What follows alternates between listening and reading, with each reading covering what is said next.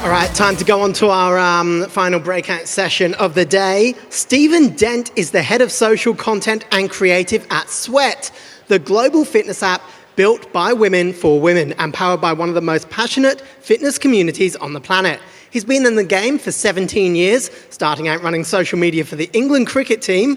Yes, he once got paid to live tweet rain delays. Since then, he's ridden the highs and lows of Twitter's golden era, mourned the fall of Vine, dissected more YouTube thumbnails than he cares to admit, and navigated more algorithm changes than hot dinners. These days, he turns raw community insight into content and creative strategy and believes that the best briefs are co-created with your followers. Please welcome to the stage, Stephen Dent.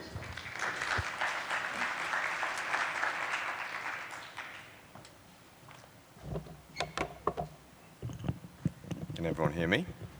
Yes? Good. Awesome. All right. Let's get started. Back.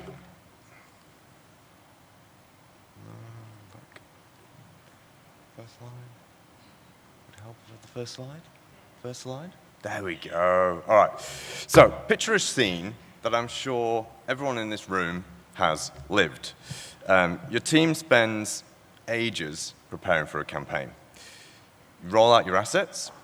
Then you open in the reporting dashboard and you are expecting fireworks. You're thinking, oh, these numbers are gonna go well. And then you look at them and you go, they're wobbling. They're not electric. The comments are lukewarm. The shares are basically flat. And you keep refreshing this reporting dashboard, hoping to see those numbers move upwards. And then you ask yourself, did the algorithm shift overnight? Did people simply scroll past this perfectly designed campaign? In that moment, you realize maybe your campaign isn't moving your audience like you thought it might.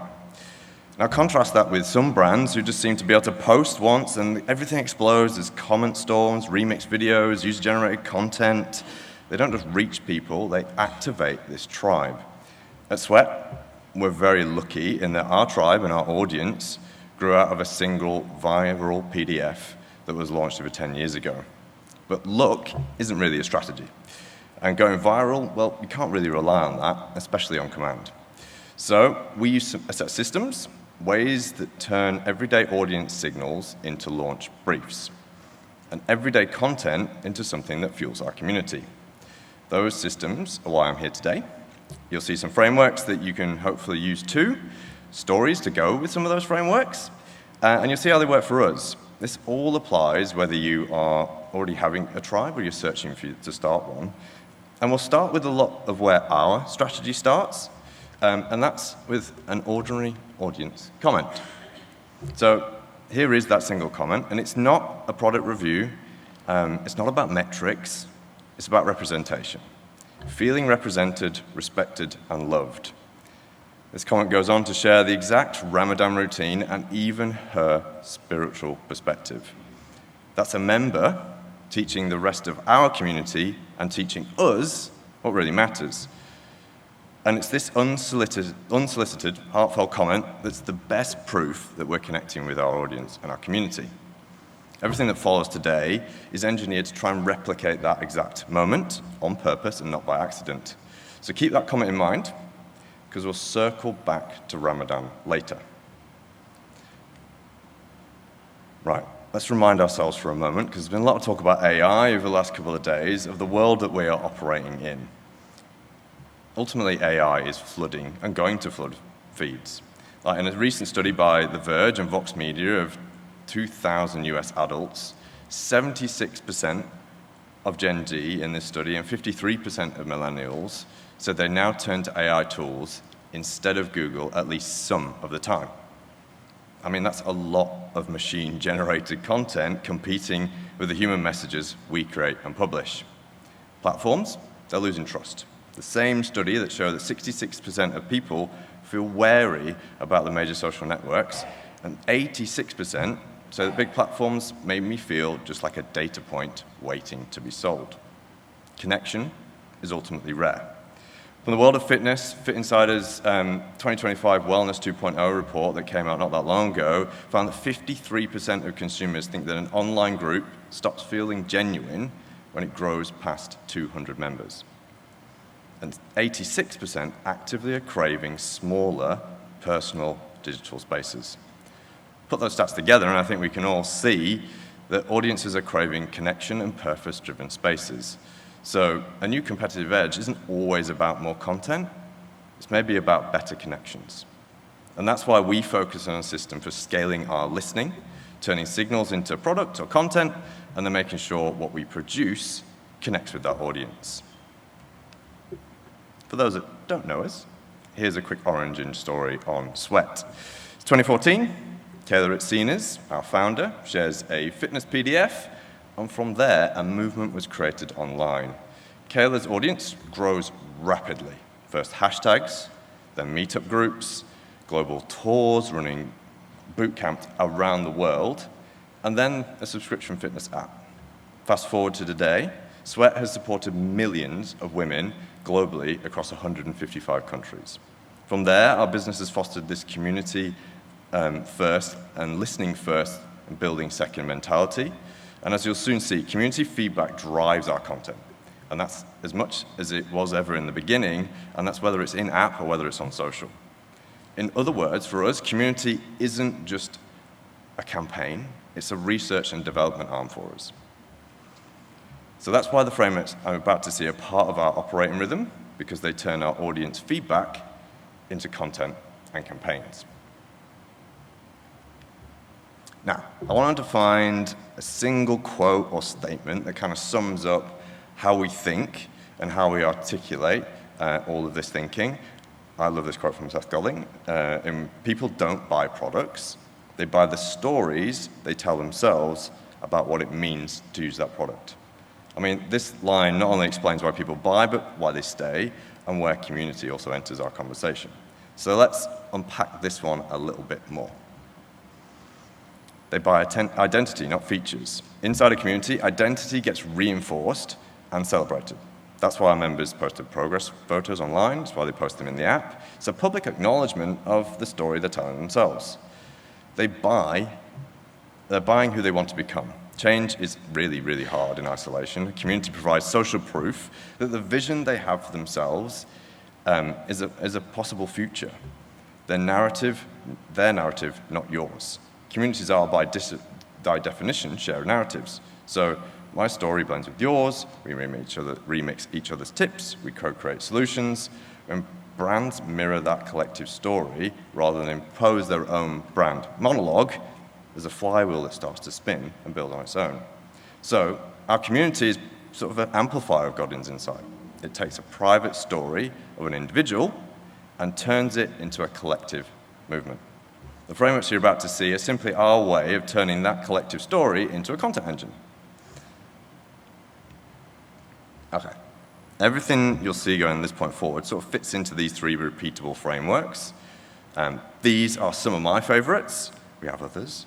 But I want to share these ones with you today because I think there's pieces that everyone can take away from them. So the first is the community flywheel. So this is our reactive engine. We listen to our community, and then we act.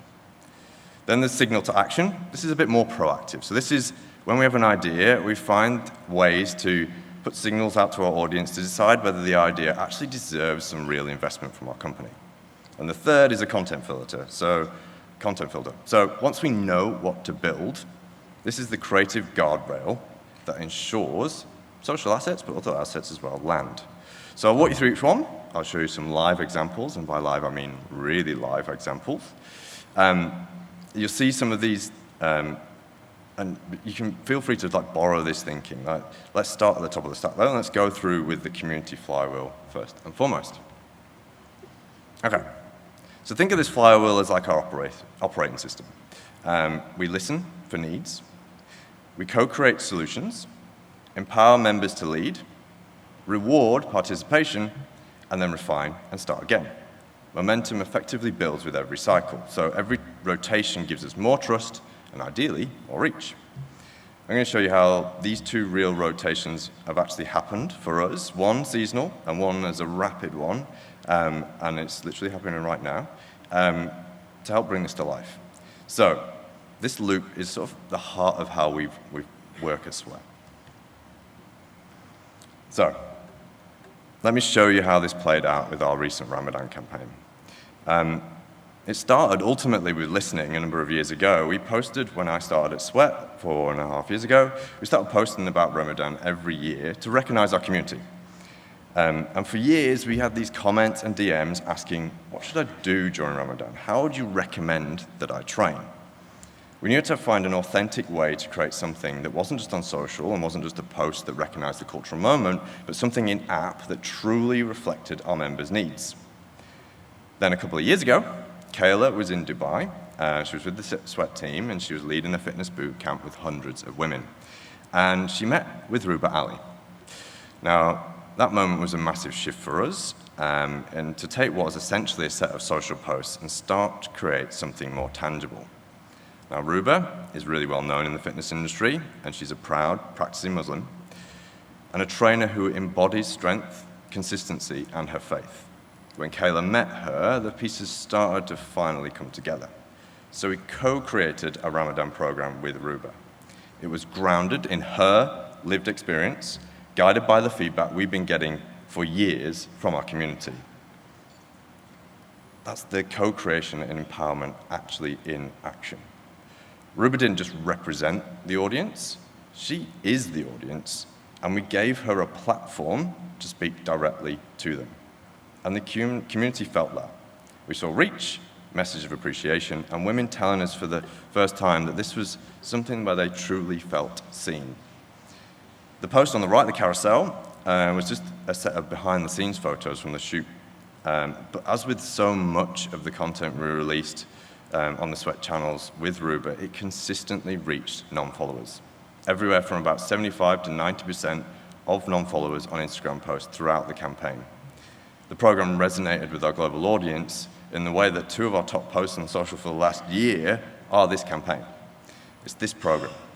We saw thousands of workouts completed in the app, and that was the reward. It wasn't just a feature or a badge. It was by building something for our members, because of our members. And every year, we will refine and we'll repeat. We'll listen, we'll adapt the programming, we'll bring it back better, because we see how valuable this loop is to deliver for us. And this is how community ultimately moves from the comment section into the product, and then in time builds loyalty. Same flywheel, same model, but with a different tempo, because this is live right now. We've launched at the start of the month Kayla's brand new strength program. This is born out of a shift in her own training over a number of years. And as with most things in the fitness industry, time and expertise have evolved. Our initial launch was for gym goers. That's where Kayla trains herself. And we know a lot about strength programs at Sweat. It's the core of our app these days. We've moved on from the days of the original PDF. So we knew this program was going to perform. Currently, Strength with Kayla, the gym version, is our most popular program in the app, and we're only a month in. Again, though, we were listening. And we could see, and you can see from the comments up on here, our community was asking us. They were asking us for and giving us feedback on the program, and they were saying, gym is great, but what about the home version? Well, we capitalized on this momentum. We listened to their feedback, and we co-created with them. And we're empowering that community and agreeing to their asks. So the reward drops next week. Kayla's brand new strength program will have a home version. And my guess, sat here today before the program has even hit the app, is that when we launch it, it'll likely be one of our most popular programs of the year. And again, it all came from community comments leading what we do. Not everything, though, comes from the community. Sometimes we have an idea first. Clearly, we know our world, and we want to be able to understand and work through how we get that idea into reality. So Framework 2, which is signal to action, is sort of our way of testing hunches, observations, micro trends, effectively moving quickly from an idea to testing and then making a decision to invest. The idea for a lot of our content innovation comes from early signals. So if we're going to put that into practice, these first 2 at the top, ask and watch, are sort of the micro actions. They're creating a signal for us. So we ask, And you'll see us ask quite a lot, and we do this in various different methods, whether it's polls, question boxes, surveys. We also watch. So saves, skips, drop-offs, churn reasons, all of them are creating a signal for us to utilize. We interpret that, so we spend some time gathering data and turning that into insight. And if the signal is ultimately on brand, it feels like it's sizable, at that point we move. Then we test. So we take something that's small, a micro asset, light lift, you put it into the world and see if it resonates. Then we share back publicly and we will reward our contributors. We do it once and you sort of start to get insights. You start to do it regularly and you start to build a bit of momentum about how you're creating a bit of a feedback loop with your community. So one of the sort of clear examples of this methodology was when we launched pregnancy with Kayla originally.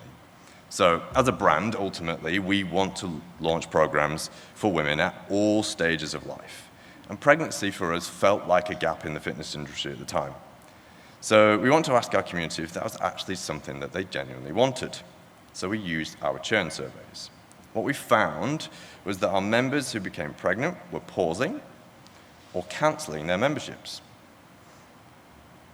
At the time, roughly 10% of our members who were cancelling said they were doing so due to pregnancy. Then we surveyed our broader community, and we heard quite clearly from them, I want to keep training while pregnant, but I don't know what's safe or what's right. 17% of our members said that a pregnancy program would help them, and that was our initial signal. Now, our hypothesis on this one clearly needed testing, and we'd actually already got some test data. So 2019, Kayla was pregnant with her first child, and we've been putting out bump-friendly videos.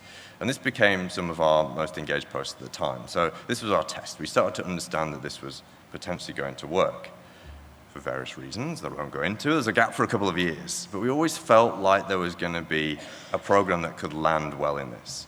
When we felt like we were in a position to share that program, we teased it out on social. We wanted to see if our program, our members would really relate to that program. We wanted to give them something that they could feedback on. It also may have coincided with the fact that Kayla was pregnant with her second child, but hey, that's just lucky, I guess. And as we got close to the launch, we rewarded a select group of members by inviting them to just join a call with Kayla and talk through the new program. So something small, but it felt like we were rewarding the community that had fed back to us. Then we launched. In the first week, we saw 75% of our members who were joining were win-backs, people who had left us and returned to Sweat. The workouts completed was 150% above the target we set out, and it gets better. Our churned audience reduced as we clearly flagged as they were leaving that our pregnancy programs were available, and they stayed with us. So this program came from an idea. It was actually years in the making, but we listened, we validated, we built something, and we kept looping back. Okay. So you've seen how we use signals to inform our work. Even validated ideas can fail in social if the asset misses. So I want to share another framework with you that we try and use to land content in social and why it resonates. So this is a content filter, and we try and hit at least two in the diagram, whether it's inform, educate, entertain. Because each of these alone, you can fall into a gap. So inform alone is data or information, clearly.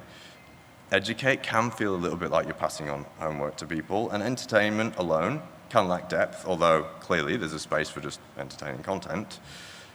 But what I've also added in under entertain is emotion. You're trying to get a level of emotional reaction when you create entertaining content. So yes, funny is one thing, but you can also be pulling on the heartstrings too. So we aim to hit 2 out of 3 on as many posts as possible. And here's the thing. When we post a piece of content that hits 2 out of 3 on this filter, we often don't need to support it with paid. It kind of earns attention on its own. So paid we utilize as a bit of a fuel, but the organic engine has to work first. So this framework doesn't just help us make good content, it helps us decide what deserves amplification and what should just breathe organically. Let's see this one in the wild. This is a pretty recent one back in, I think, May. Kayla and her sister, Leah. So Leah's a food creator. Ultimately, what we were producing here was a selection of new recipes with Leah that were going to go in our brand new recipe selection in our app. And we could have just done that. We could have just said, look, here's 30 new recipes. Here you go, members. Enjoy. But that's not really the best hook. So we applied this framework, and we ultimately matched Inform, here's some new recipes, with Entertain, and clearly lent into some sister banter, which was very good, a bit of sibling rivalry, and ultimately relatability and humor. Even the simple recipe video on here, the easy Greek tuna salad, turned into a video to the two sisters trying to help each other. And as you can see from both Leah and Kayla's reactions, when Kayla tried to help, it didn't necessarily go well. We also used the same framework to introduce Leah to the community. Clearly, Kayla is a very recognizable part of our brand. So having her at the start of all of our videos made a lot of sense because it was a hook in itself. The top right video is generally just a video for us and Leah just to say, hi everyone, I got 30 new recipes in the app. But to add in some humor, what we did was we got Kayla to slowly step out of the video to show that she wasn't necessarily the main subject of the video. I'm not really sure why Kayla ended up outside, but hey, it added humor to the content. And one of my favorite videos to introduce Leah's collection was the bottom right one. So in this video, Kayla walked in to the director's chair with its scenes on the back. Our creative director, Dee, she walked over and awkwardly told Kayla, that chair's not for you. Can you please move? Kayla was confused, rightly so. And then Leah walks in, absolutely thrilled, of course, laughing her head off, and it worked really, really well. Kayla drags the stool over, sits down with her sunglasses on, and it goes from there. But that bottom right post was one of our top 10 posts on Sweat in the last year. And it wasn't just fun social content, which clearly we love making. Clearly everyone in this room loves making that kind of content. But the launch of Leah's recipe content then connected with our community again, in that it was our highest interaction with our with the recipe collection we've ever had. We saw 10 times the daily average of our paying members visiting the food tab alone in the Sweat app. And in the history of Sweat, only 2 other days have yielded more food engagement from members. And they were when we relaunched the new food section last year. So it just shows that when you can land content with your community, it clearly has the opportunity to resonate. So let's give you a few key takeaways. Assess where you already listen. So think about the comments, those churn surveys if you already have them, support tickets if that's what you get. Spot one repeating signal and test the tiniest response. Maybe it's a quick reel or a blog post. We have genuinely made programs out of blog posts going really, really well. If you've not seen the Japanese walking trend, that is a blog post that we've gone out at the minute. If that becomes a program in the next year, maybe that came from a blog post. But we did our 3-2-1 method program that we launched earlier this year, came from a popular trending blog post that we saw working really, really well with the community. So think about how you can test things before you go and invest further. Share back publicly. One of the things we consistently do is you asked, here it is. Let the community feel like they are shaping your brand. And repeat and let momentum turn into a bit of a flywheel. A final thought, I guess, from me is that in this world of infinite content that we live in, the brands that will listen, I feel, will lead. So let your audience write that brief for you. Content becomes community. Community can become a competitive edge. What signal is staring at your brand and staring you in the face right now? It's the smallest test you could launch, and maybe you can do it even next week. Final takeaway from me, very, very final takeaway, mainly because I'm trying to usurp LinkedIn. There's a QR code there. Everyone in this room, those in the other room, unlucky. No, I'm joking. You can have 6 months of free Sweat right now. Look at all the phones go up now. Look at that. Should have got that. So yes, you can have 6 months free of our app. Please go and try it. I know we're a female-based brand, but if you're a guy in here as well, I've done a lot of these programs myself too. They are awesome, so I genuinely recommend go and give our app a try. Trust me when I say these workouts are really for everyone. And thank you very much. I really do appreciate all of your time to listen today. Big thank you. Stephen Dent, thank you. If I turn the microphone on, that's on me. Quick Q&A, you can still get your questions in via Slido using not that QR code, but we'll put the other one up in a second if everyone's grabbed that one. Send your questions in. How do you cut through the clutter and find meaningful community feedback as opposed to people who just want to rant? Like what kind of conversations do you have around that in the office? Yeah, look, clearly there are lots of, you get lots of comments, and we get lots of comments about lots of things. There are lots of things our community wants us to do as a brand, and rightly so. I think for us it's about matching that with a strategy. Like you have a business strategy as a company and you know what you want to try and achieve. And so matching that with a community that gives you some things and you can see those things, then great. If there's a repeatable thing that keeps coming up over and over and over and over again, chances are when you release something off the back of that, you're going to get a good response. So yeah.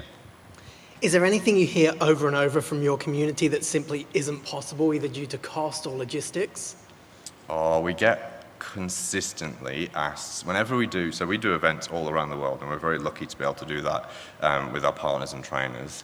But every time that we do that somewhere in the world, we get asked, oh, can you come here? Can you come here? Can you please come here? We'd love to be able to get everywhere, but clearly we can't. So we have to be quite selective with the places that we go to, but that is a constant thing that we get. So when you're doing those events, obviously you want to use Kayla at these events. Is that like the number one thing for you, that she has to be at the event, or are you willing to put other people on, or does that dilute your brand if you start to bring too many new people in and then you just become another tick in the box fitness brand? Yeah, we use all of our trainers at various different points. You know, like Kayla loves doing those boot camps and those big events. That's what she ultimately. She's very very grounded in being a personal trainer. That's what she loves doing. She likes being with people and teaching them through fitness. So she always wants to be at those boot camps. It's hard to stop her trying to go to them. But yeah, we use our other trainers as well. So we've going to have one hopefully coming up soon in the US with Brittany Williams. We've had ones with Ruber Ali in the past. So yeah, we do as many as we can and try to support our trainers to go and do them too. Do you force your staff to attend? Like you have to do 3 boot camps a year? We don't force our staff to attend, not at the minute, no. Some of our, we've got a very talented group who will often go and capture content. So whether it's our social team or our in-house videographer, we've got a content creator who also works with Kayla. So those are the lucky people that get to attend. The rest of us not so much, although we do often in the office do a number of fitness things. Because we have an exercise science team, it's great. They have some incredible knowledge. Do you have any advice for brands that don't have a large vocal community yet but want to build one? Where should they start? Yeah, I'd start by taking even the smallest comments. Like even a few comments, like 10 comments or so, is enough for you to utilize and start to build something from it. Like replying, amplifying those comments, taking those comments and spending some time with them. Like I think I said this yesterday on the panel around AI. Like social media ultimately is a place where you get in what you get out what you put in, really. If you spend some time with that community, they will come back to you and they will interact with you. And that's always been our way. So if you were going to build a brand from scratch today, what would you prioritize first? And the question has disappeared as I was asking it. What would you prioritize first? If I was building a brand from scratch today, I've built another brand in other roles before. And building a brand these days is ultimately about picking where your audience is and where you think you're going to get to your audience best, I suppose. So if you know your audience is actually going to use a website, then build a website first. You don't necessarily always need to jump on social first. As much as you probably get told, like a lot of people, you need to be in as many different places as possible. Go where your audience is first. Be audience first in your thinking. You've obviously got a really engaged community, but how do you build that engaged community? How do you get people to know they can make comments and they will be listened to you? Are you replying to everyone? What's your strategy there? Yeah, we don't reply to everyone. We try and reply as quickly as we can to a lot of things. For us, building community is about a lot of time asking for responses. You'd be surprised. I remember even working in the early days, when I used to work for the England cricket team in the early days, I remember sitting in the boardroom posting a question on Twitter and the old CEO sitting next to me and going, what, people are replying to you? And I think people forget that, yeah, if you ask, you do get responses. And sometimes it takes a bit of time to build that up, but the more you ask, the more you're going to get responses. And it really helps. I know we were talking about that in the Q&A just before, having a face, having a real human there, you're not just a faceless brand, really helps with getting people to engage that and having those conversations. It does, yeah, and we're very conscious of that. Like, we want to always ensure that our brand, yes, feels like a brand, but has that human connection with it. I think in the days, even with AI these days, we are still trying to get human connection. We are still humans trying to talk to other humans, and we've got to work ways to best do that. So you mentioned that not every piece of content needs paid support, but how do you decide what should be amplified with spend and what should just live organically? And how do you work out a budget for that? Yeah, well, look, like our organic content, the stuff that really performs is based on what we're trying to achieve, I suppose, with that organic content. That's kind of where we sit. So if it's part of a bigger campaign or it's got a bigger strategic aim, we'll often find ways to put paid behind it. If it's more behind the scenes, community building, we probably won't. But either way, like our UGC or any of those pieces, like we just let it do its thing in organic and then work through the paid side of things. In terms of the budget for it, it entirely depends on your business strategy. Like, some businesses have boosting strategies, so we're going to boost these types of posts, others don't. It just depends on your individual business and brand. So big picture, and just to frame it a little bit, what is success for Sweat? Do you want people to download the app? Do you want people to be logging in daily? Do you see people drop off and you want to bring them back into the app? Like, what is the ideal user for you? All of those things. I put a QR code up earlier. Everyone's look, we want a combination. How much are you getting paid for that if you sign up like 200 new users today, by the way? Do you get a nice... No, you don't have to answer that. I generally don't. Oh, look, it's come back up. Look at that. That's by magic. No, I don't. Like, for us, it is very much about people being exposed to our app and getting into our app. We have a 7-day free trial. We do that on purpose so that people get exposure to the content, and if they like it, they stay, and that's awesome. For us, it's a sort of combination of a few different things, I suppose, really, in that we want people to clearly join, and we want to have a volume of people who are joining and becoming exposed to the Sweat brand and the Sweat app themselves, because once we find they join, they tend to stay, which is amazing. But clearly, as we saw with the pregnancy example, if there are reasons why they're leaving, we want to work through those reasons and hopefully create reasons why they will stay. So how do you bring people back in if they drop off? Are you tracking that? Are there specific markers that you look at and go, okay, this is... Yeah, our churn surveys get a lot of people looking at them in the company, like working through, and we have quite well-established operating rhythms in the company where every month we all come together and we look at what's going on in those churn surveys, what members are telling us about the programs, what they would like to see next. So if there's glaringly obvious things that we haven't got in the app, we're trying to work out ways that we can do those things. Again, based on business strategy, right? Like, you've got to have a strategy at the end of it. You can't just go and do everything that a member asks for. But if you matches with business strategy, we're trying to do it. I love that because it's such an organic, living thing. Like, it's always evolving, and a lot of people will create the content, do their strategy, deliver it, and then move on to the next thing, and they never think of the full cycle. So it's so important to keep, changing and evolving as you go and looking at what the issues are for people. Yeah. Yep. How much of your brand is focused in Australia and how much is global? And then how do you break that down and segregate your content for different audiences? Are you posting different content based on location and cultural differences? Are you geo-blocking other content? Yeah, it's a good question. We don't geo-block. We are global, so we are very aware that we are global. We have a large US following as well, so we're aware of those things when we're creating content. We actually don't do anything specific at Sweat that like geo-targets necessarily. We ultimately have some core audiences and we go after those first and foremost. I have got an example though of something I did in an old job when I was working in the England cricket team. We were playing the Indian cricket team one year, and so we did a set of posts in Hindi, and they went massive. We were being picked up in Indian news. It was huge. So there are ways and means of which you can have culturally relevant conversations with different audiences. For us at the time, that South Asian community was massive in English sport. So we spent a lot of time working on how do we get to interact with them in a way that makes sense. Question from Rebecca. What listening tools do you use to listen to your community? It's a great question. It's actually a lot more manual than you'd think. We do have some listening tools, so we have Sprout Social in the business, and we do things like very basic from that perspective. But we also spend a lot of time with our member support team actually reading through comments and feeding back pieces to us. Our member support team are in our comments every single day. They're like Kayla. Like the business has been built that way with human interaction at the start of it. So we spend a huge amount of time in those comments and taking that feedback and gathering it together alongside things like our churn surveys. You've talked about the positives of having that human face and having Kayla as the face of your brand, but are there any negatives to this? Like, what are some of the negatives, and maybe I'm assuming some of your community might be really dislike her and post some really mean things in response to things that you guys put out. How do you manage that side of the community? Yeah, look, we always like that Kayla has an opinion on so many things, and I think that's one of the things in a world and a fitness industry especially that is so competitive. Picking a stance or a line on something, it's like having a brand position that picks a specific position on something and goes with it. You've got to have that in order to stand out. So we fully back Kayla in her giving her opinions over.